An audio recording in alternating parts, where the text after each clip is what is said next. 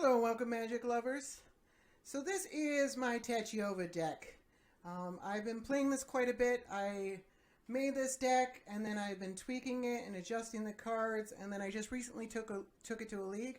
I don't want to spoil the results. There's another video for that. And maybe I've totally overkilled this commander for some people and you're just done watching her. And I'm pretty much done for now. I might bring her back sometime at a later date. But I thought it was a really interesting dissection of how you can take a deck, evolve it, and then bring it up the ranks.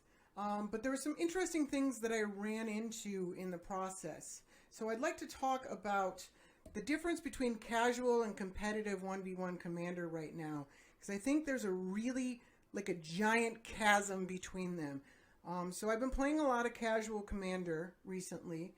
And I've had a lot of fun with it. A lot of different people are trying a lot of different commanders. They're trying really interesting things. It gives me an opportunity to play new and interesting things. I have no trouble queuing up games. I can usually find a lot in a day. People don't get salty very often. There's not a lot of people who are just taking their tier 1 commanders into the for fun room and just, mopping the floor with people. I haven't seen that yet at all. Because there's not really any reason to do it. There's no stakes. So people are just having a lot of fun, trying out the format, experimenting with commanders. I think that's really cool. And that's really neat. And then, so I built this Tachiova deck and I started thinking it was kind of good.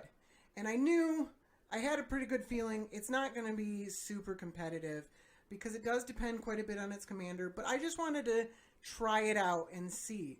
And getting games, it used to be that you could get games in the tournament practice room and you'd get a pretty decent gauntlet of the best decks in the format with some road decks and stuff like that. But you could get a pretty good idea of how your deck did against really good decks. And that tournament room is a ghost town as far as 1v1 commander goes. You might be able to get one game an hour. So it's just really, really slow going if you want to, you need a lot of repetition to test out your deck, and there's just not anywhere to do it. There are also the 2-player queues. I've never played those because they're a pretty bad EV. But as far as I can tell, I've been watching for a couple of days. They don't ever seem to fire. I'm not sure they ever fire. And if they do, it's probably very, very infrequently. So the two options you have if you want to test out a competitive deck are to play in a league or to play in the Commander Challenge. And so I just played in a couple of leagues, and my experience was the games don't take that long to queue, but I was playing on a Saturday morning before the Commander Challenge, so people are probably testing out their decks. And it's Saturday morning, so not a lot of people work. Younger players don't have school, etc.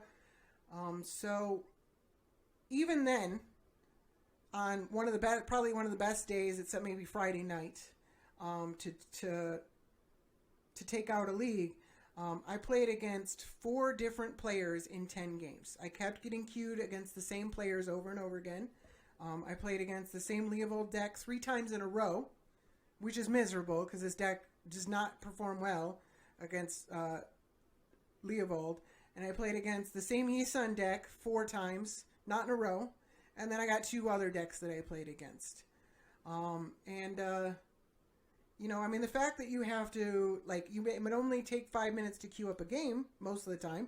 I did have one time where it took 20 minutes to queue up a game. Out of 10 games, that's not too bad. It used to be 10-15 minutes every time I wanted to queue up a game.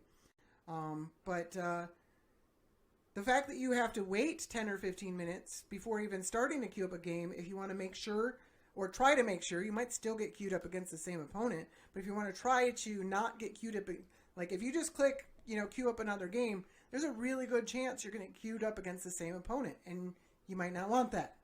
So honestly, that's a pretty miserable experience. It's real slow going. And if you want to get, maybe if it's an interesting matchup, you might want to play it over and over again. And also there's the cost. If your deck isn't good and you sink, 8 tickets twice and you lose most of them, that's a pretty bad feeling too. So, I don't know if leagues are you really the place to get the most repetition. And then you've got the Commander Challenge, which is once a week. It costs $25. There's a good chance you're going to get a decent payout because barely 32 people are joining them these days.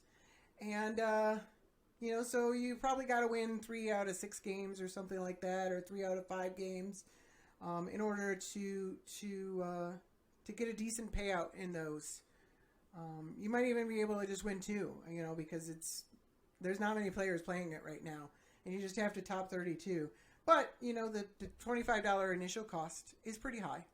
And then you get 6 to 8 games, depending on if you make it to the top 8. That's not really enough to do testing repetition, the kind that you need to really find out how a deck's going to do. And it's only once a week. It's really awkward for me because it's in the middle of the day on a Saturday.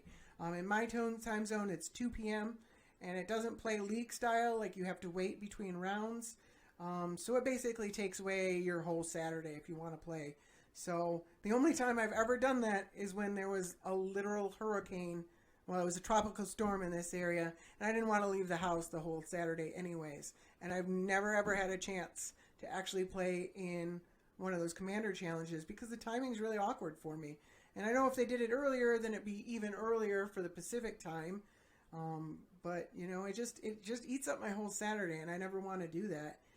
So I think this creates kind of a positive feedback loop where it's really hard to bring a new deck into the competitive format because you got to work so hard to get that repetition in. It's just much easier to just net deck one of the best decks in the format and just continue to play that.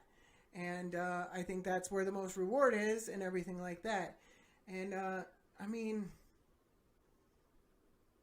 don't know what Wizards can do about this. I mean, it is largely for their fault because they've made the format pretty stale.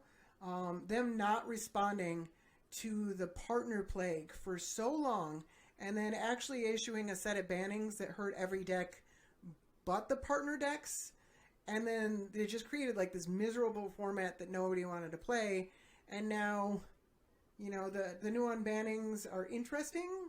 I had a negative opinion of them initially. I've moved to a pretty neutral opinion. I think some of the blue cards are too much. I think they unbanned way too many blue cards. And blue was already a dominant force in the format. And for them to unban so many of them, it was so skewed towards unbanning blue cards. Like, just the mana rocks, those are fine. Mana drain is pretty unpleasant to play against. I think if they're going to do such an experimental banning like that, they should be quick to adjust it if necessary. Like, maybe just say, well, Teferi's playing Stasis these days, and we really don't want Stasis in the format. So let's just ban Stasis. It's not going to hurt that much, but it's going to make the Teferi decks actually have to find a better way to win than just Stasising out their opponents. Like, that might be a good adjustment to make or something like that. But, we haven't seen anything like that yet. And so I think the competitive format isn't going to get much better as a result of slow bannings, slow adjustments to the format, and the positive feedback loop of the good decks are the only ones you can really play in the leagues anyways. The leagues don't really fire. And, again, if you've got a good deck, you want to play against the same deck over and over again, especially if it's a positive match for you. But, in my deck, I definitely didn't want to play against Leovold 3 times in a row. So, I don't know. It's an interesting tension. Like, the casual format is wide open. It's a lot of fun. I've really enjoyed it. But even if you want to occasionally break into a competitive format or take your deck that's been doing well in a casual format and try to bring it up the ranks, it's a really big jump to get there, and I think it's really hurting the format.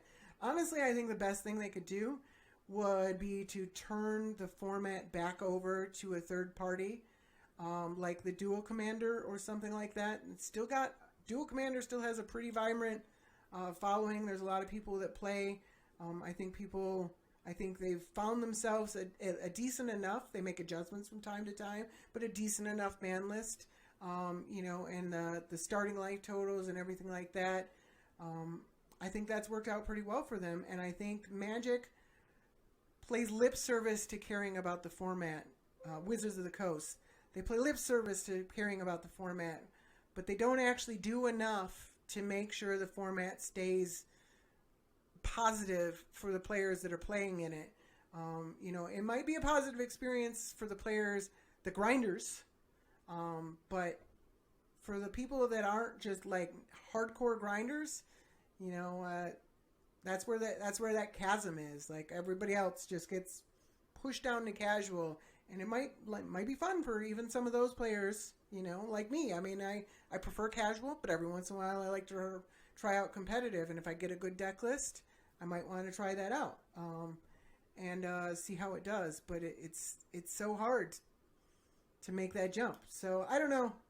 It's just my 2 cents. I don't know if you guys have had the same experience or anything like that, but that's what I ran into when trying to bring this deck up the ranks, and I thought it was interesting, and I thought I should share it.